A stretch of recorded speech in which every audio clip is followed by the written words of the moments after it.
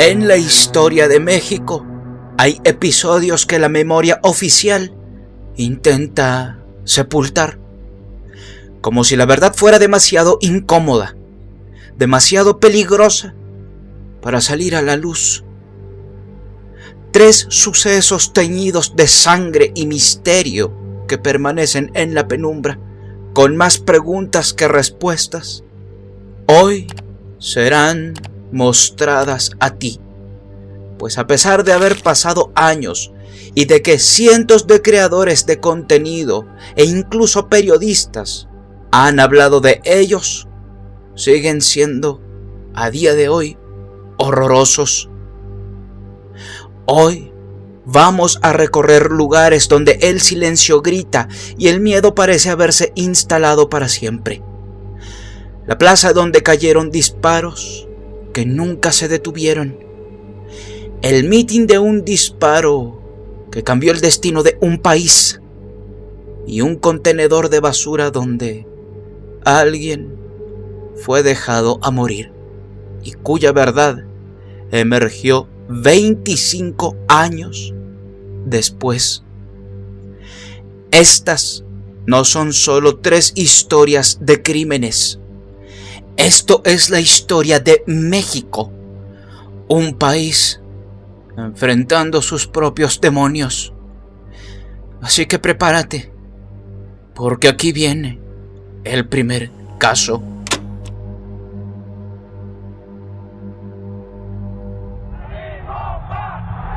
El país se preparaba para los Juegos Olímpicos que iniciarían en poco menos de 2 meses. Sin embargo, en el corazón de la Ciudad de México, un movimiento estudiantil clamaba por democracia, libertad y el fin de la represión política.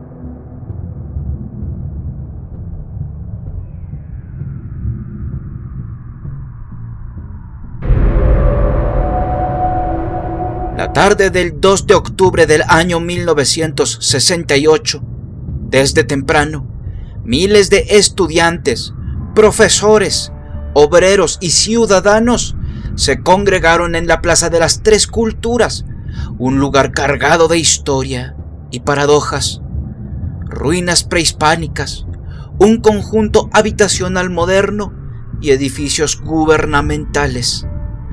La manifestación era totalmente pacífica y multitudinaria. Aproximadamente a las 6 p.m., la tensión se sentía en el aire. Las fuerzas de seguridad, el ejército y policías vestidos de civil se encontraban preparados para actuar. Testigos han relatado que la presencia militar era excesiva, con vehículos blindados y soldados armados en todas las esquinas. A las 6 p.m. con 10 minutos, un helicóptero recorrió la plaza lanzando bengalas para iluminar la zona. Fue en ese momento cuando comenzaron a escucharse los primeros disparos. Según testimonios provenientes de distintos puntos, azoteas, edificios y posiciones estratégicas, las Fuerzas Armadas lanzaron una lluvia de balas contra los manifestantes que en su mayoría no estaban armados ni preparados para una respuesta violenta. El caos fue inmediato.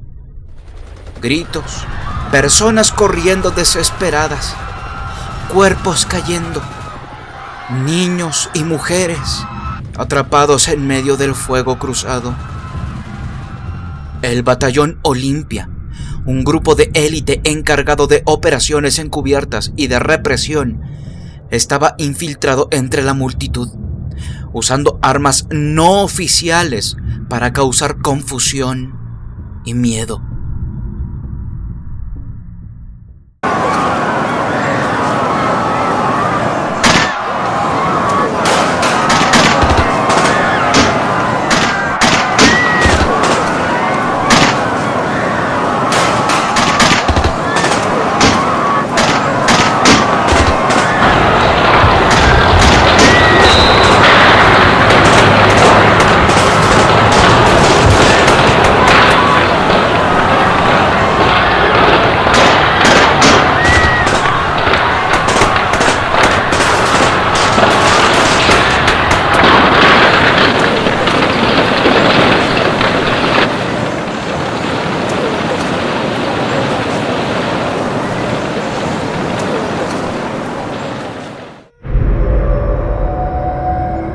Aunque el gobierno federal reconoció solo 20 muertos, investigaciones posteriores estiman que la cifra real supera los 300 muertos y más de 1000 heridos. Porque fueron los disparos hechos desde la azotea del edificio Chihuahua. De allá dispararon, perversamente contra los soldados y contra sus propios compañeros, o por el nerviosismo del momento y su falta de práctica en el manejo de las armas que ellos habían conseguido o que a ellos les habían dado, no pudieron controlar los disparos y no solamente hirieron y lesionaron a soldados, sino también a sus propios compañeros. Muchas de las víctimas nunca fueron identificadas y sus cuerpos fueron enterrados en fosas comunes sin que sus respectivas familias recibieran noticias. Durante décadas, la información fue distorsionada. Documentos oficiales clasificados y testimonios amenazados. Las órdenes habrían venido desde lo más alto del gobierno, con la intención clara de silenciar un movimiento que representaba un riesgo político. Siento totalmente del criterio muy personal de usted, de que hay un hecho que ensombreció la historia de México.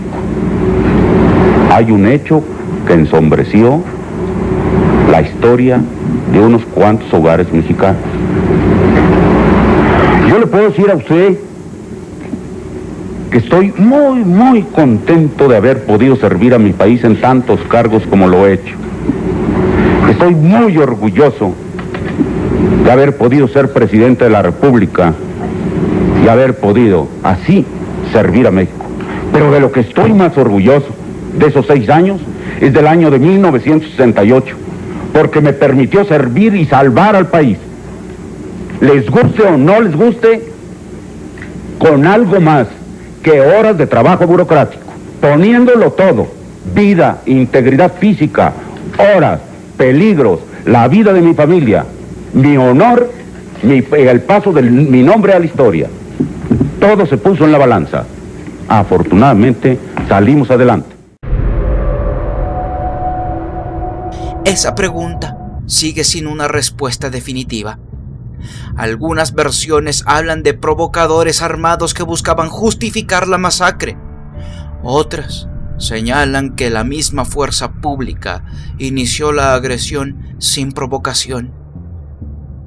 No sé si el balazo venía de allá o venía de aquí, no me di cuenta, o de allá. El hecho es que aquí cayó, aquí.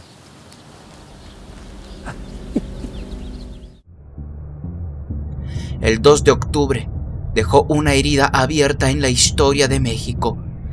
Cada año, la plaza se llena de flores, velas y recuerdos, pero la sombra de la represión y el miedo persiste, recordándonos que el precio de la libertad fue pagado con sangre.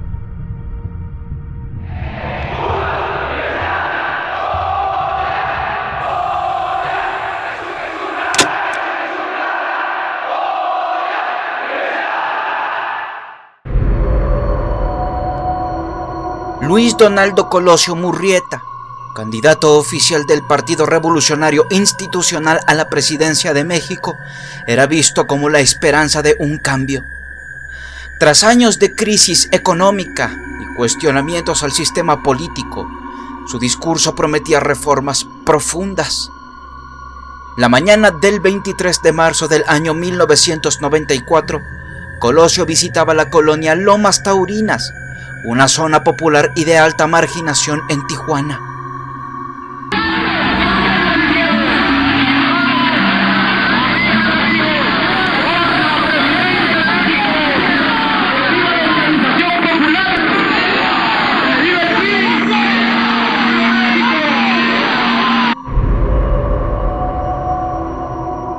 Entre aplausos y gritos de apoyo, caminaba saludando a los asistentes durante un mitin. Alrededor de las 12 de la tarde con 30 minutos, Mientras avanzaba por una calle cerrada para la ocasión, un hombre emergió de entre la multitud y sin vacilar disparó 2 veces con una pistola calibre 38. Una bala impactó en el abdomen y otra en la cabeza del candidato. Colosio cayó al suelo, desangrándose ante la mirada atónita de cientos de personas.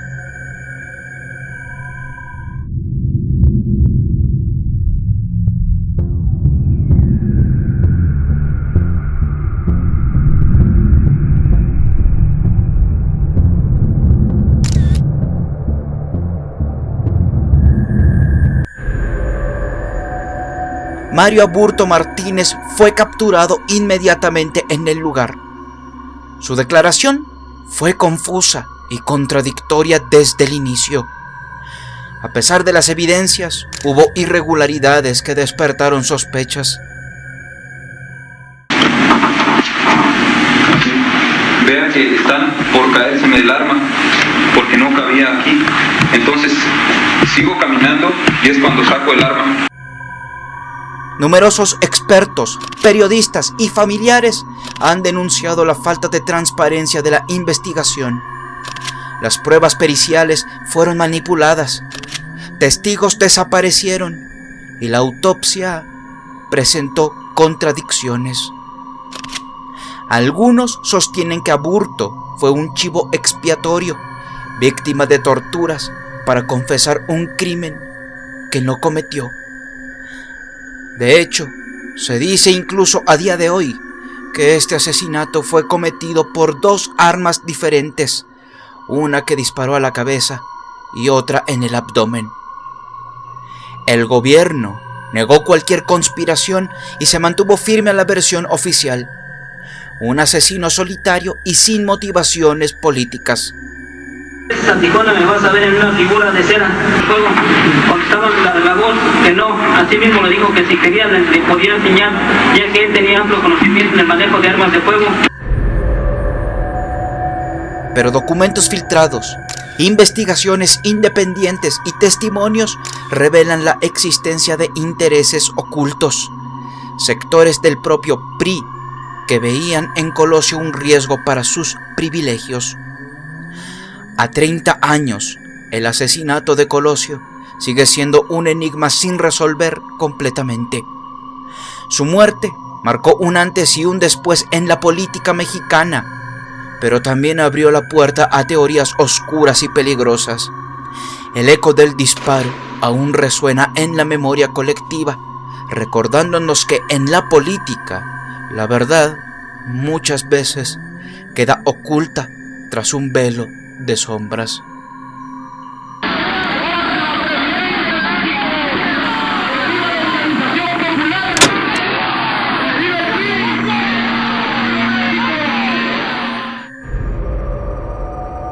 Era el día 12 de noviembre del año 1999 y en la calle 28 de agosto, en el barrio de la estación de Aguascalientes, un pepenador hizo un hallazgo horrible.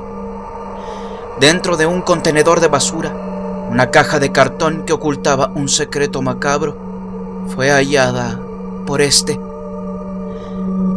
Al abrirla, encontró el cuerpo sin vida de un niño de aproximadamente 4 años, con signos claros de violencia. El niño vestía solo una camiseta con dibujos de los 101 dálmatas, una imagen que contrasta con la tragedia que vivió. Las autoridades iniciaron una investigación que, sin embargo, quedó estancada durante más de un año. No fue hasta el 2001 cuando la abuela materna del pequeño, Araceli González Becerra, rompió el silencio. Ella identificó el cuerpo como el de su nieto, Dylan Randall Mercado González, nacido el 20 de julio del año 1995 en Huachinango, Puebla. Las piezas comenzaron a encajar. Dylan vivía con su madre, Liliana Lucero Mercado González, y su padrastro Francisco Javier López González en Jalpa, Zacatecas. Pero vecinos habían denunciado maltrato al DIF local, y en junio de 1999 la familia se mudó a Teocaltiche, Jalisco. Este caso no se había resuelto hasta apenas hace unos meses, ya más de 25 años. Resulta que la noche del 11 de noviembre del año 1999, tras una discusión, Francisco Javier, el padrastro, desató una brutal violencia contra Dylan que le costó la vida. Al día siguiente, el cuerpo fue envuelto en una manta y una colcha, colocado en una caja de cartón y llevado en autobús a Aguascalientes.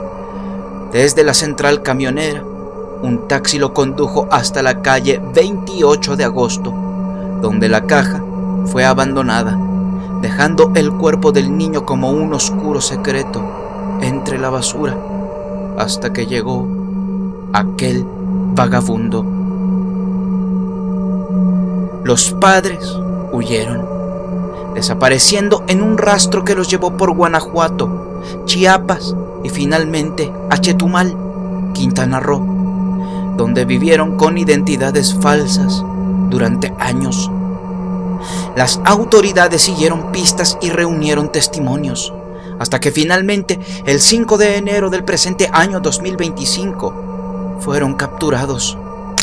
Ahora enfrentan cargos por homicidio doloso calificado con agravantes de ventaja y brutal ferocidad. Ahí está, ya. Francisco, bienvenido. Ahí está Francisco. Ahí está Francisco, bienvenido. Francisco. Vemos cómo está siendo ingresado ya la Policía Ministerial, la Fiscalía General. La madre que durante 29 años, 26 años, después de que anduvieran prófugos de la justicia, buscaron ingresar a las policías. Este caso, conocido como el niño del contenedor, conmocionó a México y permanece en la memoria colectiva como una gran sombra que recuerda que la justicia, aunque tardía, puede llegar. Estos casos, los tres que te acabo de presentar, nos recuerdan que la historia no solo está escrita en libros, sino también en las heridas que no sanan, en las voces que no se olvidan y en el eco silencioso de quienes buscan la justicia. La verdad puede ser oscura, perturbadora, pero nunca debe ser olvidada.